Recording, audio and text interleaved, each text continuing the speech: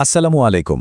আপনারা যারা দুবাইয়ের গরমে মালয়েশিয়ার ফ্যাক্টরিতে কিংবা রিয়াদের কনস্ট্রাকশন সাইটে দিনরাত কঠোর পরিশ্রম করে টাকা জমান, আপনাদের এই কষ্টটা আমরা বুঝি।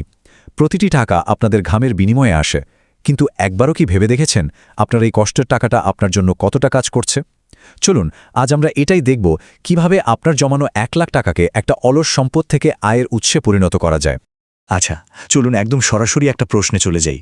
ধরুন আপনি অনেক কষ্ট করে ১ লাখ টাকা জমিয়ে দেশে ব্যাংকে রেখে দিয়েছেন। খুব ভালো কথা। কিন্তু কখনো কি হিসাব করে দেখেছেন এই টাকাটা থেকে প্রতি মাসে আপনার আয় হচ্ছেটা কত? হিসাবটা কিন্তু খুবই সোজা।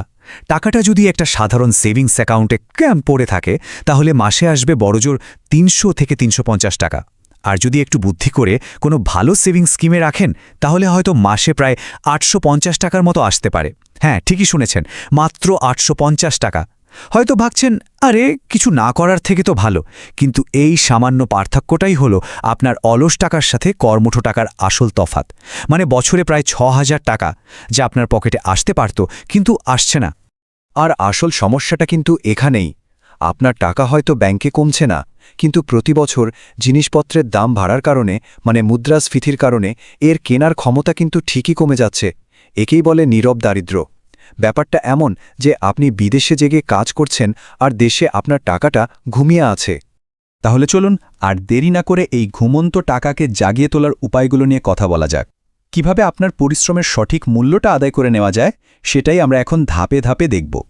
দেখুন, সমস্যাটা কিন্তু বেশ গভীর। আপনি যখন বিদেশে কষ্ট করছেন, দেশে আপনার টাকাটা কিন্তু চুপচাপ বসে থেকে নিজের মান হারাচ্ছে। মানে গত বছর যে জিনিসটা ১ লাখ টাকায় কিনতে পারতেন, এই বছর হয়তো সেটার জন্য আপনার ১,১০,০০০ টাকা লাগবে। আপনার টাকা তো বাড়েনি। তার মানে কি, আপনি শুধু আয়ের সুযোগই হারাচ্ছেন না, আপনার এতদিনের পরিশ্রমের মূল্যও কিন্তু কমে যাচ্ছে। এখন প্রশ্ন হলো, তাহলে সমাধানটা কি? চলুন সবার আগে সবচেয়ে নিরাপদ ৩টা রাস্তার কথা জেনে নিই। কারণ আমরা জানি, প্রবাস থেকে পাঠানো কষ্টের টাকা নিরাপত্তাটাই সবার আগে। এখানে কোনো ঝুঁকি নেওয়া চলবে না। এই টেবিলটা একটু মনোযোগ দিয়ে দেখুন, খুব গুরুত্বপূর্ণ। সঞ্চয়পত্রে ১ লাখ টাকা রাখলে মাসে আসবে প্রায় ৯৪০ টাকা, আর এটার গ্যারান্টি দিচ্ছে স্বয়ং সরকার। এরপর আছে এফডিআর বা ফিক্সড ডিপোজিট, যেখানে মাসে আসবে প্রায় ৭৫০ টাকা। এর সুবিধা হলো দরকার এটা খুব সহজে ভাঙানো যায়। আর ৩ নম্বরে যেটা সবচেয়ে আকর্ষণীয়, সেটা হলো ওয়েজ আর্নার বন্ড। এটা কিন্তু শুধুমাত্র আপনাদের মতো প্রবাসীদের জন্য। এখানে মাসিক আয় প্রায় ১,০০০ টাকা, এবং এটাও পুরোপুরি সরকারি নিরাপত্তা সহ।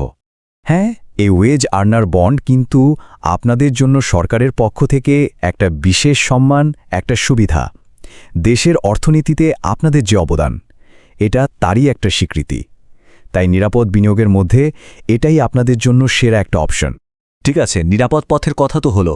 এবার চলুন এমন কিছু উপায় দেখি যেখানে লাভের সম্ভাবনাটা আরেকটু বেশি। তবে হ্যাঁ, এখানে একটা কিন্তু আছে।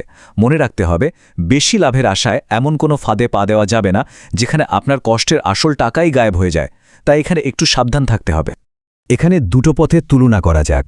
এক পাশে আছে ছোট ব্যবসা। ধরুন দেশে আপনার কোনো বিশ্বস্ত ভাইকে দিয়ে একটা মুদি দোকান বা মোবাইল রিচার্জের দোকান দিলেন। এখানে ঠিকঠাক মতো চললে মাসে ৩ থেকে ৫,০০০ বা তারও বেশি আয় করা সম্ভব। আর অন্য পাশে আছে সোনা কিনে রাখা। সোনায় কিন্তু কোনো মাসিক আয় নেই, তবে দীর্ঘমেয়াদের দাম বাড়ে, যা আপনার টাকাকে মুদ্রাস্ফীতির হাত থেকে বাঁচিয়ে দেয়। ঝুঁকির দিকটাও কিন্তু পরিষ্কারভাবে বুঝতে হবে। ছোট ব্যবসার সবচেয়ে বড় ঝুঁকিটা কি জানেন? সেটা হলো আপনার পার্টনার, মানে যাকে আপনি দায়িত্বটা দিয়েছেন, সেই মানুষটি। মানুষ যদি ঠিক থাকে তো সব ঠিক।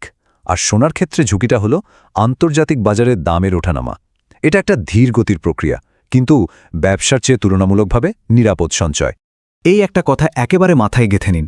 ব্যবসায় আপনার প্ল্যান যত ভালোই হোক না কেন, আইডিয়া যতই চমৎকার হোক না কেন, যদি আপনার ভরসার মানুষটাই ভুল হয়, তাহলে আপনার পুরো বিনিয়োগটাই কিন্তু শেষ হয়ে যেতে পারে।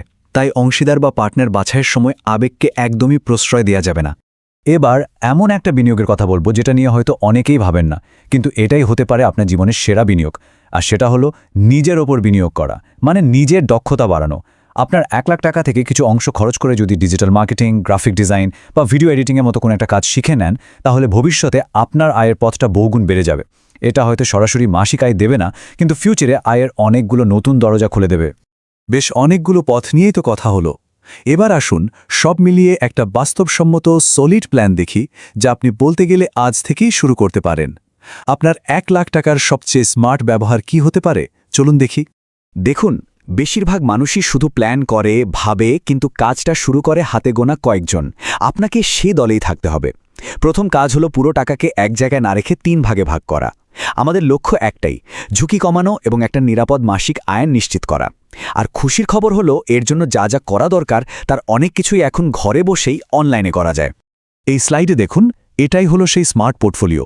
আপনার টাকার সবচেয়ে বড় অংশ মানে 50,000 টাকা রাখুন ওয়েজ আর্নার বন্ডে, কারণ এটা আপনাদের জন্য বিশেষ এবং লাভও সবচেয়ে বেশি। এরপর 30,000 টাকা রাখুন সঞ্চয়পত্রে, যেটা আপনার আয়ের দ্বিতীয় নিরাপদ উৎস। আর বাকি 20,000 টাকা রাখুন একটা সাধারণ সেভিংস অ্যাকাউন্টে, ইমার্জেন্সি ফান্ড হিসেবে।